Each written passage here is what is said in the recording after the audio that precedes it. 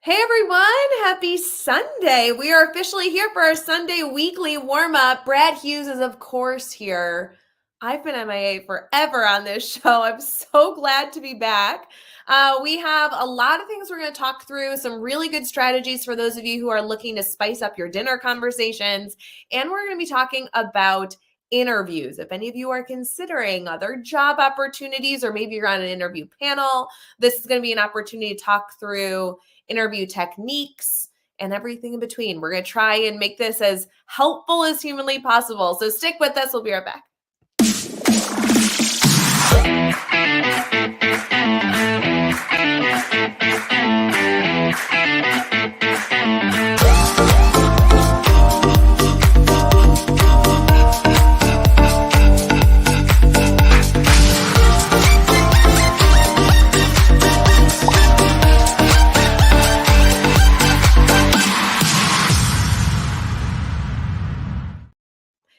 Hey everyone, we are here for our Sunday weekly warm up. Make sure you tag a friend as we're slowly getting into the show. And of course, this streams again for everyone to see on Facebook, YouTube, Twitter, Twitch, and LinkedIn tomorrow. But right now, we're exclusive in our private Facebook group.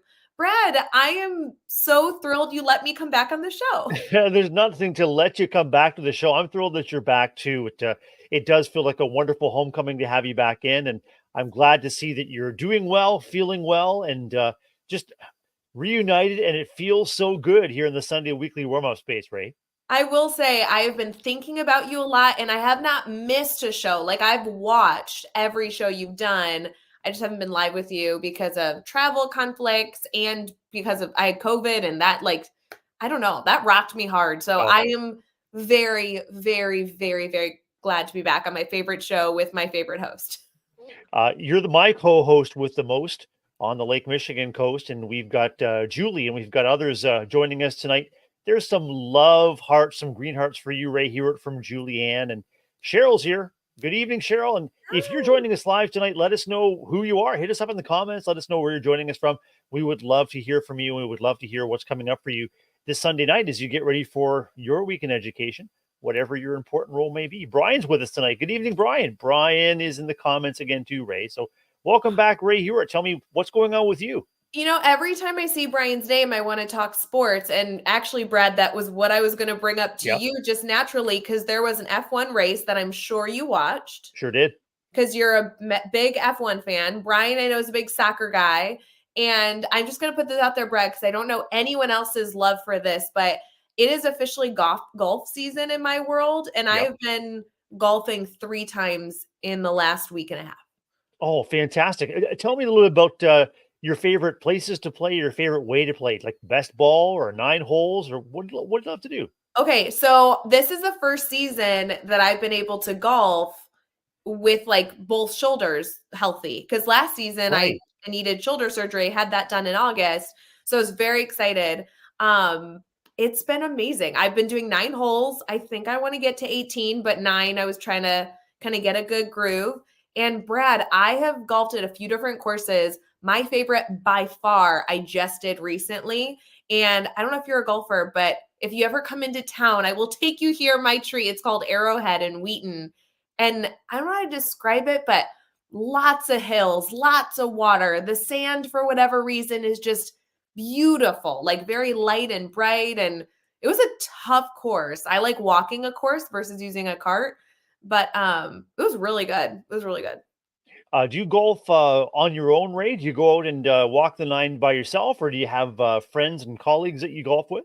Yeah, I'm trying to like see who's around to golf with me. I have a lot of friends that golf, my family included, but Yeah.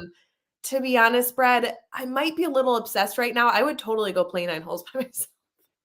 Yeah, I think there are a lot of golfers that just enjoy teeing off and taking the course at their own pace. And are you self-taught, Ray, or have you had some golf lessons, or how did this come about for you? Yeah, so I have a lot of friends and family who are into golf. My mom is the biggest golfer I know, Yeah. and so she's been really trying to get me into it.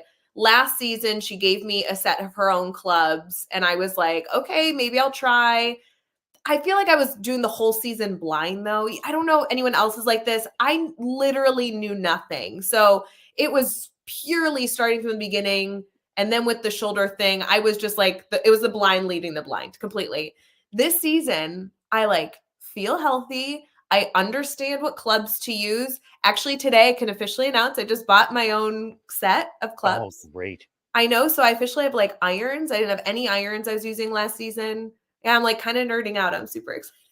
It really is a sport where you can continue to grow round over round. It's wonderful to bring people together of all different walks of life. It's a great social game. It's a great game for networking. It's I think it's a lifetime sport that you can invest in. And gosh, there's no shortage to all of the different equipment or golf balls or golf wear. Are you into golf fashion as well, Ray? I'm trying, Brad. I'm trying because to be honest, I'm not so thrilled with the women's golf wear that's out there. But Okay. I will say, with my new clubs, I got this sweater today that says golf on it. So Oh, nice.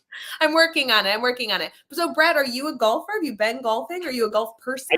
golf. I golf occasionally. My Mhm. favorite thing to do is to go golfing with my brother, who is an avid golfer, and we play best ball. So we both tee off, and we'll go and we'll find the ball that is in the right spot at the right time. And I keep working on my slice, and I'm getting to the point where I can more consistently drive and play off the tee and play the fairway straighter and straighter. My short game is not too bad either. I like to chip and putt. That's where I come in with the best ball. My brother will often drive off, and we'll hit a couple of fairway woods. And then when it comes to the short game and the putt game, I can do that. Nice. See, okay, so my driver was pretty good when I played, like I think it was Saturday I played. It was really like good, straight, far. Then getting to the green, I suck. But like the driver's good and I enjoy the putting and the chipping and all that. So again, I need to figure out like whatever you use the irons like 4 through 8. I need to figure that part. There is really an art to deciding what equipment to play, depending on every aspect of the game, whether it's the distance or the wind or anything like that. It's just really is just incredible. Do you follow any golfers on Insta or Facebook or on your socials? Well, I was gonna say for anybody here who's not a golfer, that's fine. Don't be a golfer. But watching the Netflix documentary Full Swing Hmm. was phenomenal. It did exactly what Drive to Survive did for me. So, Drive to Survive, for those of you who haven't seen it, is amazing. 6 seasons, all about F1. Like if you're looking for a sports documentary with a little bit of, that's the way to go. Yeah. Full Swing is then the equivalent for PGA. It highlights live. I think that that's the way to go to be a fan. That's how I'm like choosing my people to stalk. It's great.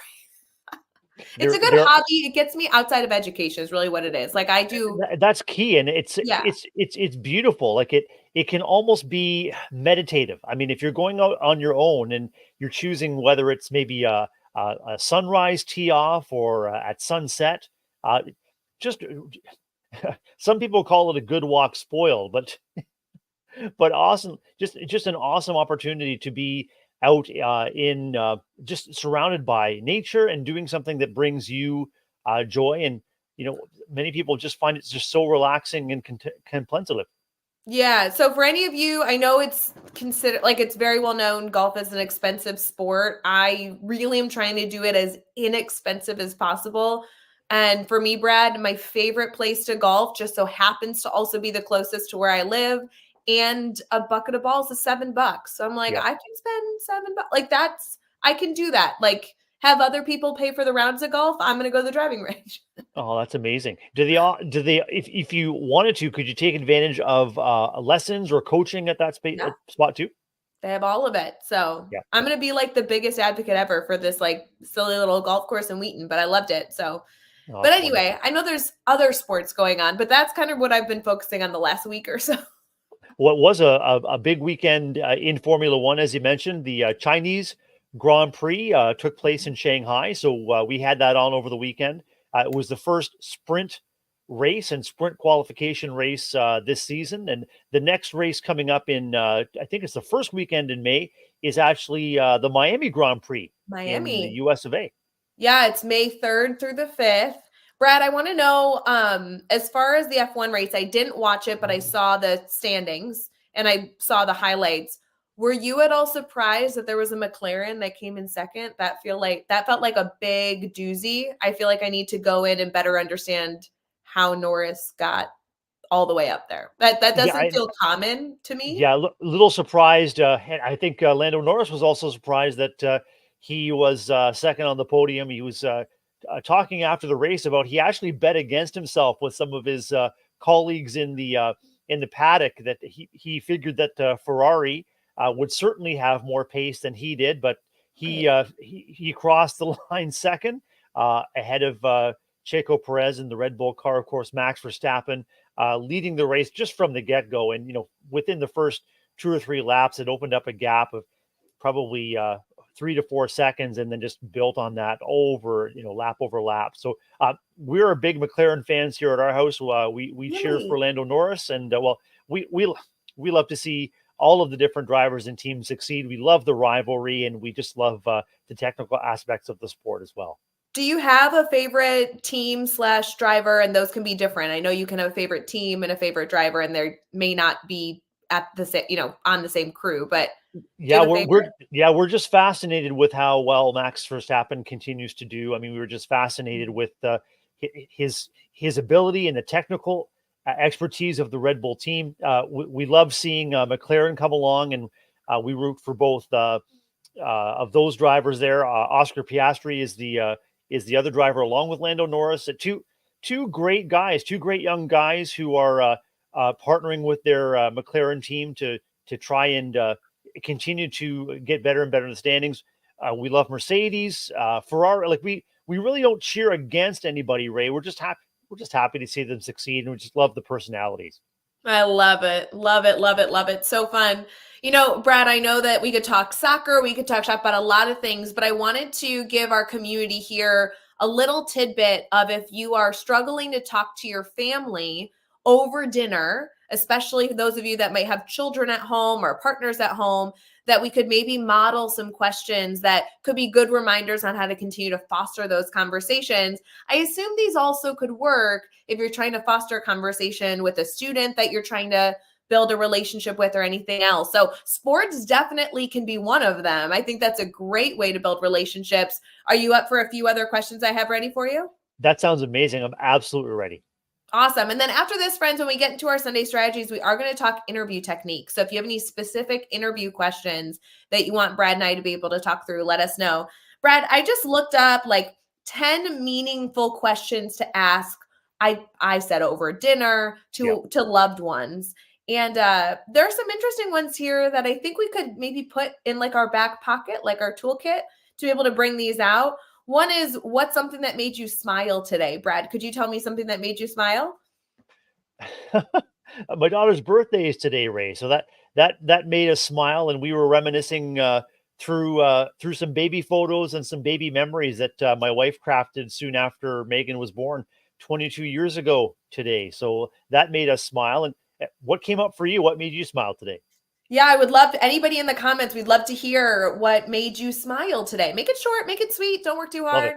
hard. Made me smile today, honestly, getting my irons. Like, I feel like that was a big adult purchase, and I am like geeking out. Like, I literally drove from the store where I bought them to a driving range to be able Yeah, to hit with them. So I'm like very excited to have this as a part of my repertoire for the season. So I'm excited that's about that. brilliant. The second one says, what goal are you currently working towards? That could be an interesting one, maybe something personal or professional. How can I support you better is a great question. That's always good to keep in the back of your pocket. What is a cherished memory from your childhood? That would be a really interesting one to foster some deep conversation. Mhm. I like this one, Brad, and I would love for you to answer it if you're willing. This says, what's something you've learned recently? I think that's a really great question, even adult to adult, that could foster a healthy conversation too. I can't think of anything specific, but I can tell you that I try to approach every day with that learner's mindset, and I just try to get and stay curious about kids' lives and the lives of the adults where I work in our elementary school. And I'm also really passionate about art and woodworking, so I continue to learn different techniques and learn what it takes to really make a client happy. So I love learning, and I love staying in that learner's mindset, Ray.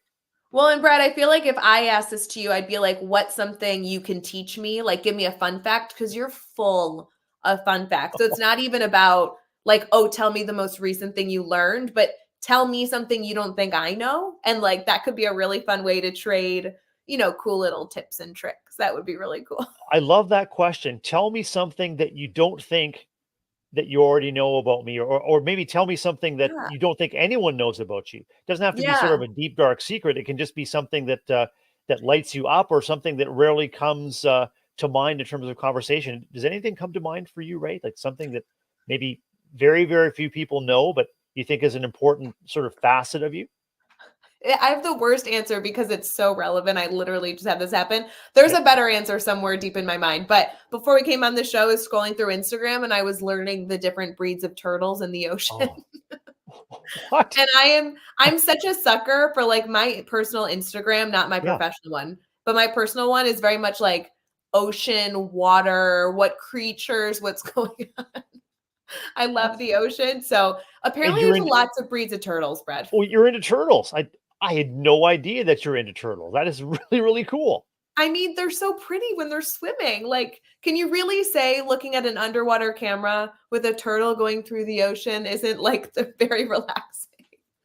I'd love to know from our viewers tonight to what's on your Instagram feed that might surprise even the people closest to you. It could be sea turtles or sea anemones, or I don't know. Maybe you're obsessed with lacrosse or the solar system. Like what's coming up on your feed that might surprise others to know about you? Ooh, I did, Brad, and I don't know if you've seen it because again, this happened right before the show, but I sent you something. Brad and I have a little thing where we send each other stuff on Instagram Yep. that's usually like a good heartfelt story, something interesting.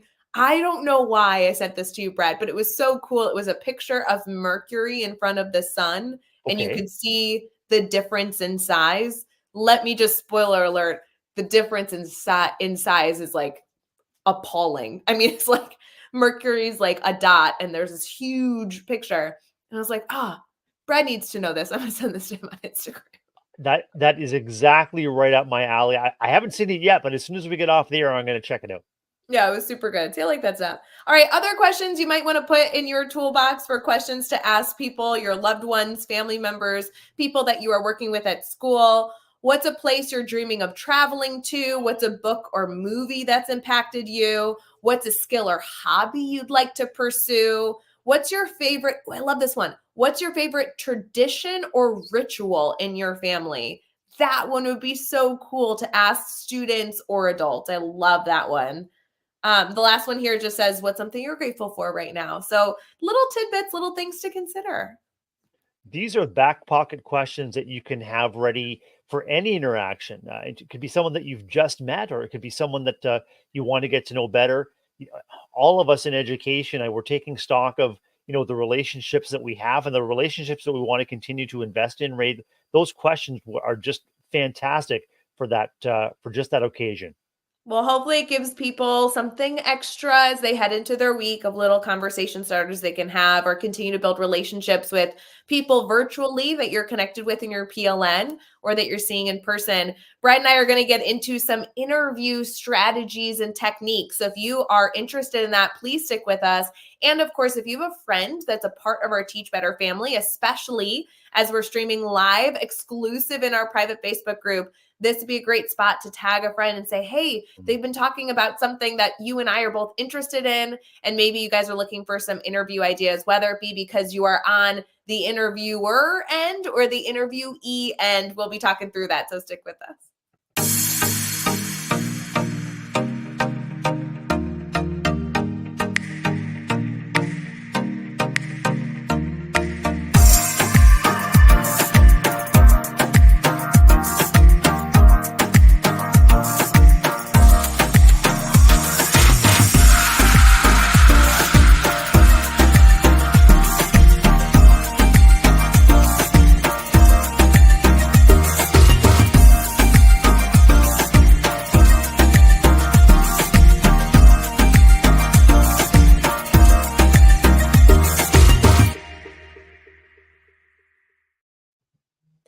Hey everyone, thanks for sticking with us here on the Sunday weekly warm up. My name's Ray Hewart. We have Brad Hughes, our host with the most. We're so excited to get into conversation about interviews. This is the season. It is late April. Many people have been applying to jobs or considering a move for a position.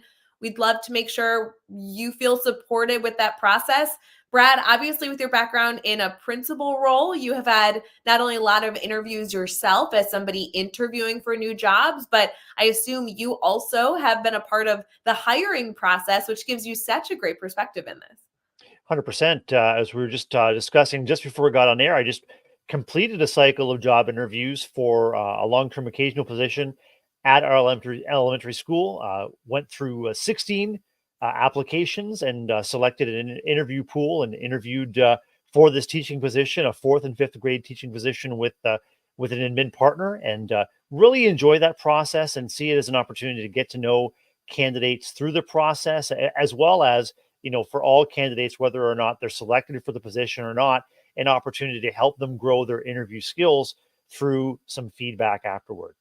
Yeah, well, I really enjoyed coaching future teachers. When I was in the classroom, I was affiliated with a lot of work being done at Illinois State University, and we would host mock interviews for them to talk shop and practice. And it's not easy. It's very nerve-wracking, and it's definitely a learned skill. So if you feel like you could use some work in interviews, we definitely want to be here to support you. And then we're always here for conversations after the fact. If you guys want to get into more specifics, I hope you choose to reach out to Brad or I or anybody on the team to be able to talk shop about interviews, depending on what type of role you might be interviewing for. Brad, to start us off, do you mind sharing a little bit? You just conducted interviews. What do you feel like was a common theme that you want to highlight as a good element of someone interviewing for a position? One thing that came up that was sort of a common thread was when candidates are able to really paint a picture for me as an interviewer and for the interview team about how their practice, about how their choices, their decisions, their moment-to-moment interactions with kids and learning can really come to life through some really specific and positive anecdotes. And so, successful candidates have a knack for capturing their teaching experience along the way and then being able to express what's happening, what's coming up for them, what they're learning, maybe what setbacks they encountered, but ultimately how their actions with kids translate into improved outcomes for them, whether it's academic outcomes or social emotional outcomes. So the candidates that we interviewed recently really had that gift of responding to our questions by sharing some well-chosen anecdotes to really paint a picture for us about what life is like in their classrooms.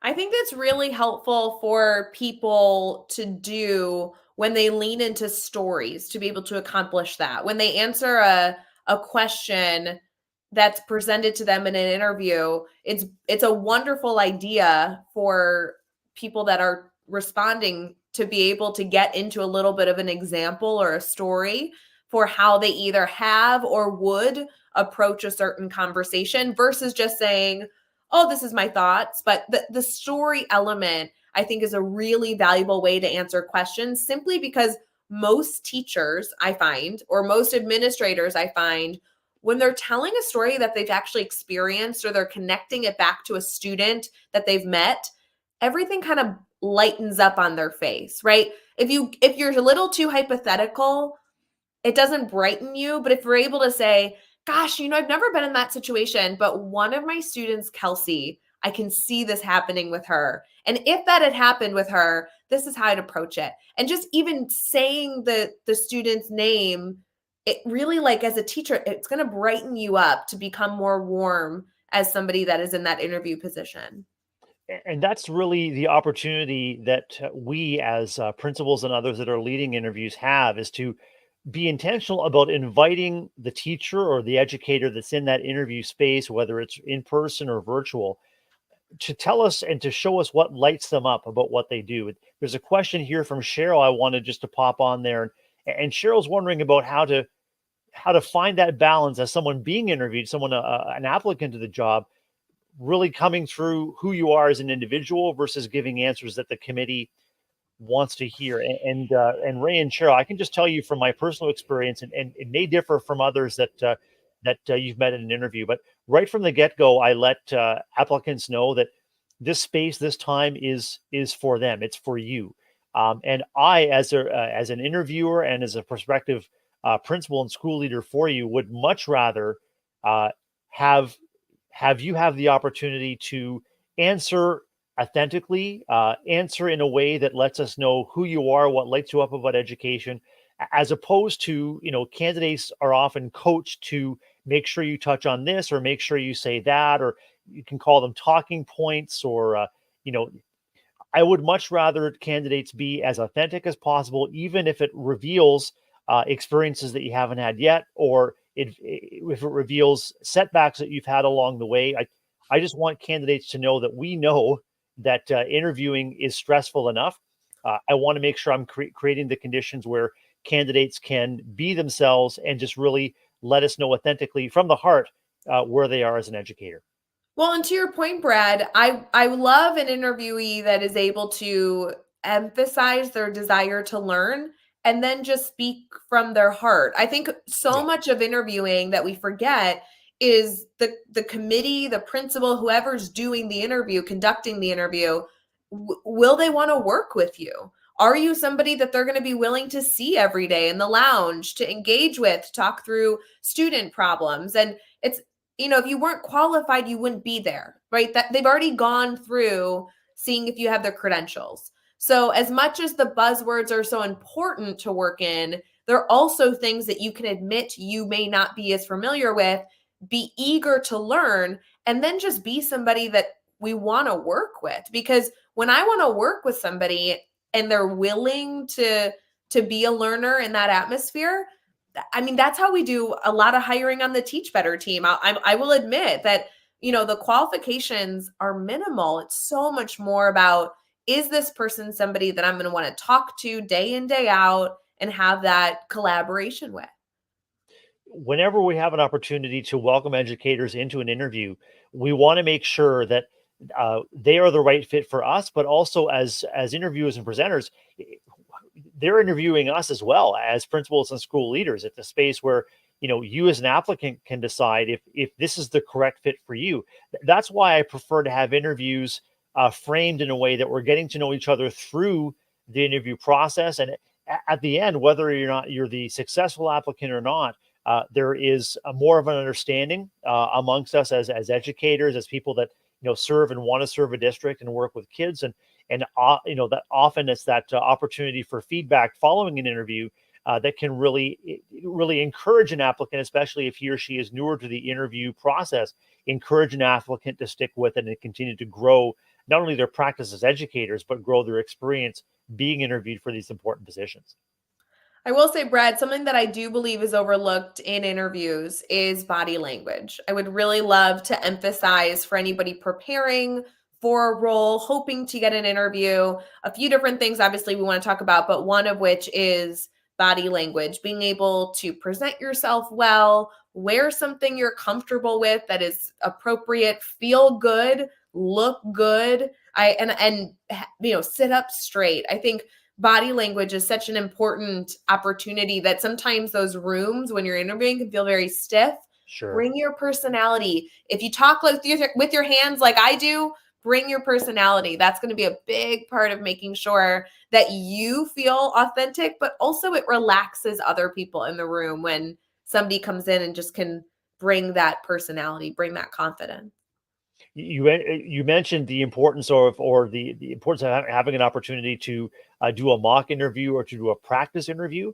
I think in general, many interviews are structured along both academic but also social emotional priorities.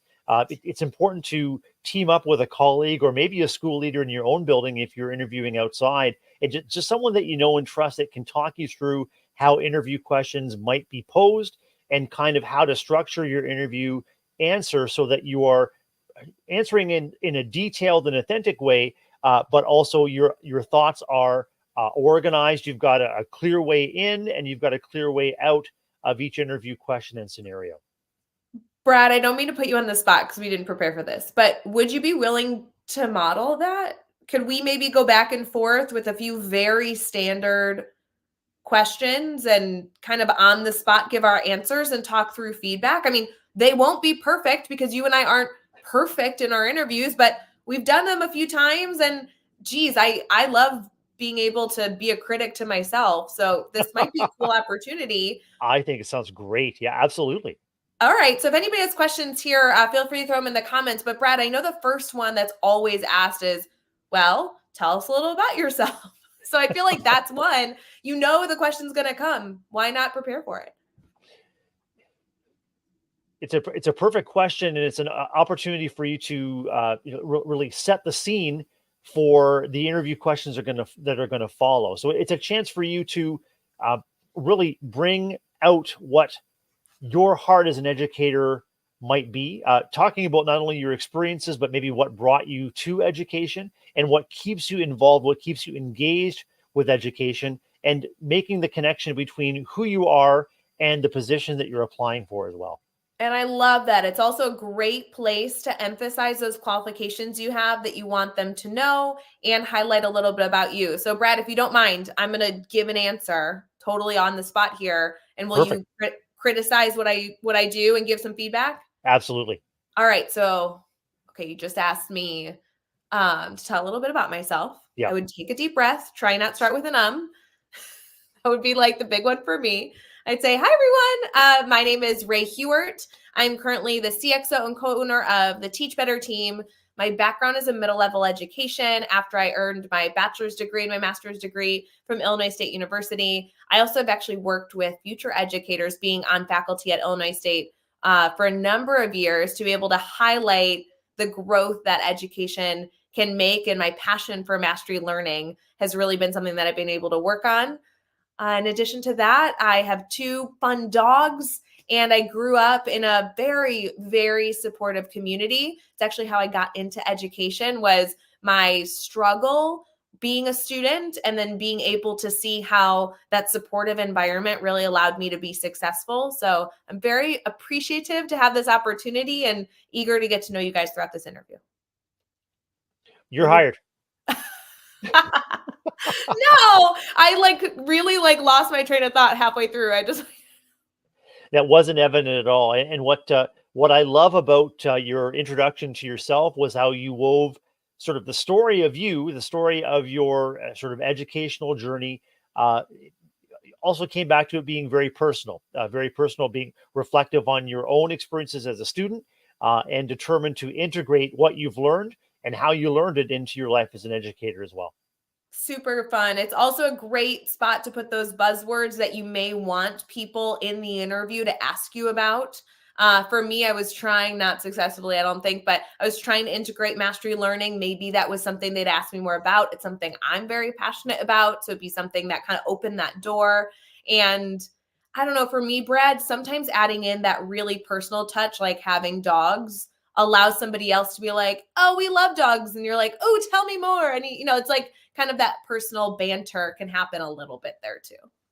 One caution about buzzwords, Ray, is if we're using buzzwords, if we're incorporating something that may be a district priority or a state priority, we also have to be willing and ready to back that up in terms of those anecdotes or in terms of how we live or how we put those buzzwords or put those priorities into practice. Frequently, I'll ask a question and a candidate will say, well, I think such and such is so important. And I agree, it's important, and that's why we ask the question. So we want to shift from how you feel about or your opinion about how important something may or may not be, and we want to shift to how do you put that priority into action? What would that look like if I stopped by your classroom? What would it look like if we're having a conversation about it in the office? What does that look like in practice? Well, and I think to your point, Brad, sometimes, and maybe this is just me, but sometimes somebody will use a buzzword and I'm not 100% what I don't completely know the word or the term. Maybe I'm interviewing in a different state and there's different jargon, or just to be honest, I need to continuously increase my vocabulary. Sometimes I'm just unfamiliar. And if I ask them to tell me a little bit more about it, if I'm comfortable doing that, I typically am able to make a connection. It's not a foreign topic I've never heard of in education.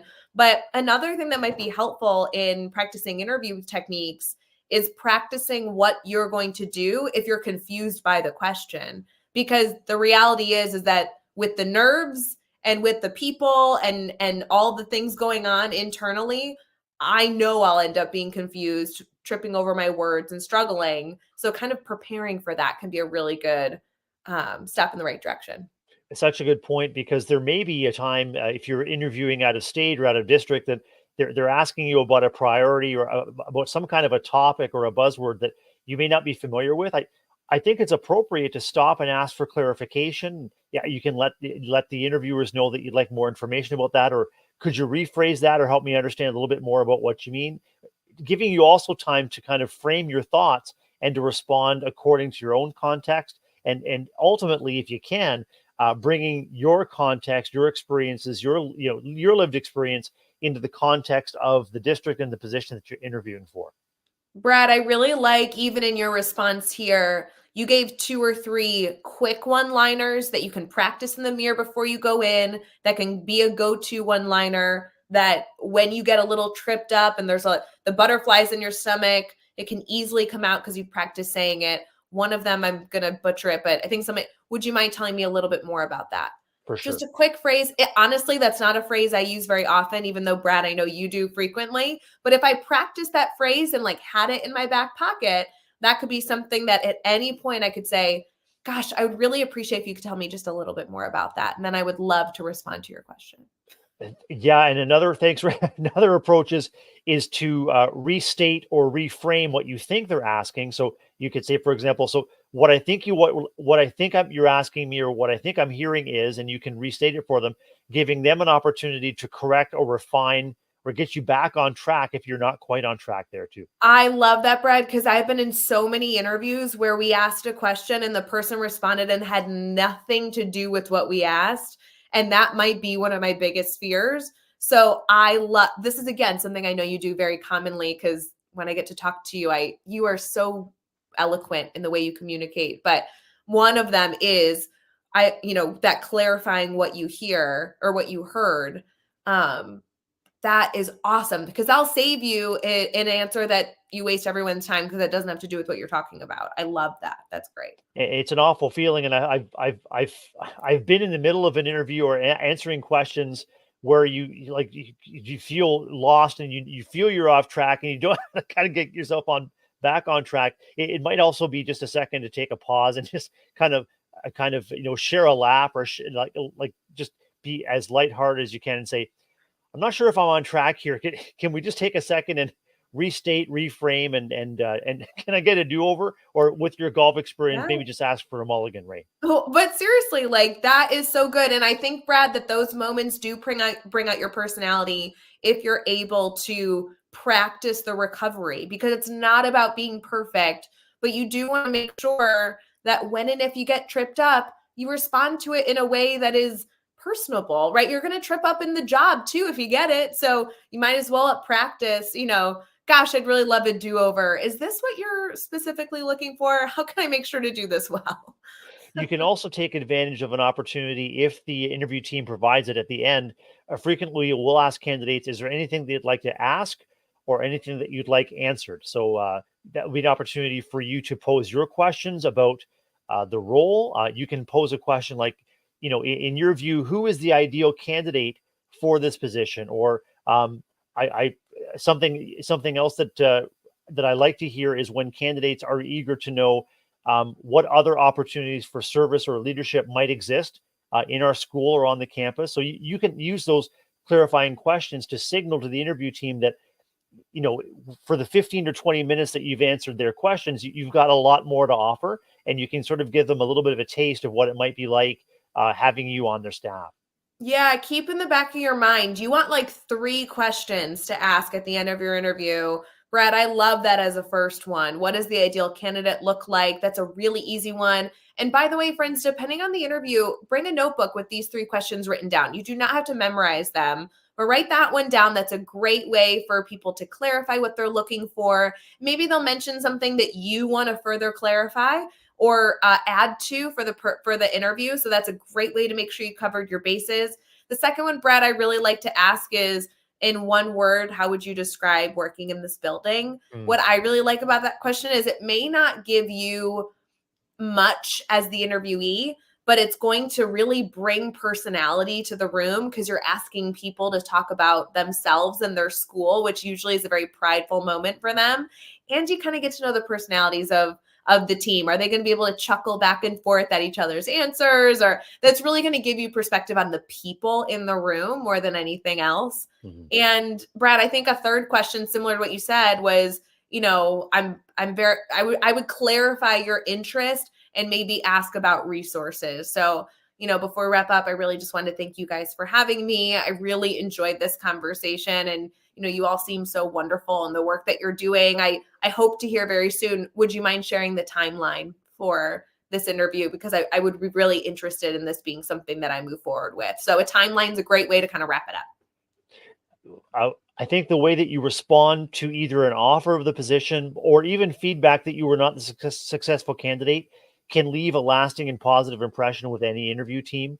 I've been in situations where I've shared news with a candidate that they were not selected, but they responded with grace, with gratitude for the opportunity, as well as an eagerness to seek and incorporate feedback for growth. And for me, that leaves a really positive impression as a hiring principal, because if I happen to see that person's name again, maybe they weren't they were in terms of the ranking, they weren't ranked the highest candidate, but sometimes they have an opportunity to hire back to a position that you're offering. You'll see that name again, and you'll remember how that feedback was received and how they indicated positivity and appreciation for the opportunity. Well, and I think that's I know that happens more often than not within the Teach Better team. We'll interview a few candidates, and to be honest, they're all qualified and all amazing. One ends up being the one that we get the role for, but it's very rare that we forget, like, ooh, this was a good personality. The next moment we have the opportunity they need to be up on our list to figure out how to include. So I think that is a huge element of this. And you all know networking is huge. So maybe you don't get the role, but that could be a great contact in the future. So being very generous and appreciative is fine. And then having an event session, you could be upset you don't get the job. Like, call one of us. Brad and I will hop on the phone. We can have an event session with you. And like, it's okay. It's okay to have emotion. It's okay. This process is really tricky, but the communication back and forth between the interviewee and the interviewer needs to be as respectful as possible. Always. How you handle disappointment really speaks to one's character, and interviewers also know that receiving the news that you don't want, it's hard, it's tough, and by the time you reach a selected pool of candidates, each and every one has their own strengths and gifts, and what you have to know is that you are important in your role, and sometimes it's said, thousands of kids, one you. There's going to be a just right position for you to make your contribution to kids. I hope it doesn't sound cliche, but just stick with it. Just know your value and know that your role and what you bring to education and to kids is needed and valued. So good. Friends, if you ever want to talk interviewing, whether it be you're the interviewer and you want to craft the right questions to get the right type of answers from the people that you are interviewing, and or the flip side, if you are interviewing for jobs and you want to really make sure that you're putting your best foot forward, Brad and I would love to do a mock interview. Brad, I'm just signing you up for this. I assume that You'd be interested. 100%. I love this. This is something that we really just enjoy doing. It doesn't have to be a big thing. It doesn't have to be something you prepare or stress over, but just know that we have a number of different experiences where we would love to help you be as successful as possible. So if any of you are interested in that, or if you have a friend or colleague interested in that, that could be something we set up. I know, Brad, when we used to do mock interviews with college students, we would do them in kind of like a small panel and have it be very discussion focused. It's really just about practicing and learning from one another. So a small group is always a great way to go. And you can reach out to us anytime to talk through that. Anytime. Love it. Brad, we have usually a moment where we do our Sunday Spark. Do we have that prepared this week? 100%. Really? Okay. Really? Oh my God, how exciting. All right, we'll be right back for our Sunday Spark.